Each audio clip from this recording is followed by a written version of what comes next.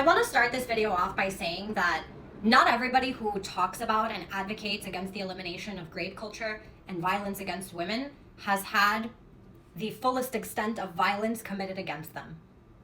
We talk about it so that this up here doesn't happen to any woman. And I found this picture and I think it portrays perfectly how we go from normalizing this kind of culture to degrading women, and then the final and most terrible acts being committed at the very top, considered assault.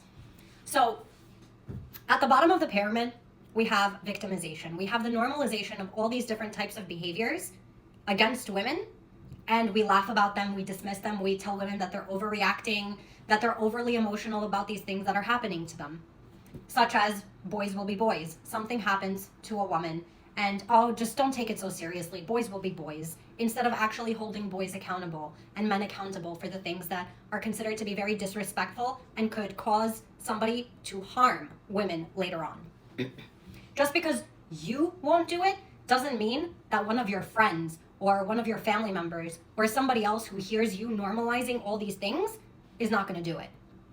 And you won't be able to stop them from doing it because you didn't shame them, you didn't hold them accountable, you just attributed it to boys will be boys. Unwanted touch, even non-sexual, even doing this to a woman when she has made it very clear that she doesn't want contact with another man, it is violence being committed against her at the most minute levels, at the smallest levels. Disclosure of private details, grape jokes, locker room talk, non-consensual photography, taking pictures of women, taking pictures and videos of women without their consent and spreading them around, you are victimizing them. You don't have their consent to be disseminating all these things that you're doing. Homophobia and transphobia, sexist attitudes, and victim blaming. We hear a lot, what was she wearing? Oh, why did she go out like that? Oh, why this? Why that? Why did she put makeup? Always looking for a way to blame a woman and never to hold a man accountable. We hold women to a higher standard than we do men, even though we tell men that they're supposed to be the leaders and providers and protectors. As we keep going up the pyramid, we reach degradation, catcalling. I don't know a single woman who hasn't been catcalled on the street. Not a single one. Revenge porn.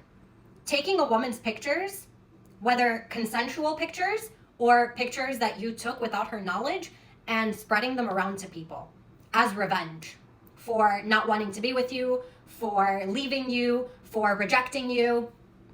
This is a form of victimization, and it's actually at a worse level than victimization. Groping. Boys will be boys, and unwanted touch can actually end up turning into groping. Threats and stalking. I know too many women who have been threatened and stalked by men that they've rejected and that they've left and that they don't want to be with. And it's very unfortunate. We tell these women that they're overreacting. We tell these women that these men are not going to do anything to them, even though time and time again, the statistics prove otherwise. Upskirt photos. This is how Dominique Pellicot actually got arrested. And an investigation got started into him. And they found that he was drugging and having his wife of 50 years, his wife who he had children with, having her raped at night while she was sleeping.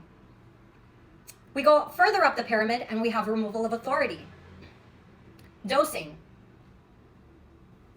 Putting things in women's drinks to make them vulnerable, or getting them drunk so that they could be vulnerable. Coercion. Safe word violations. Groping. Having relations with minors. And covert condom removal. This is an infringement upon a woman's reproductive rights.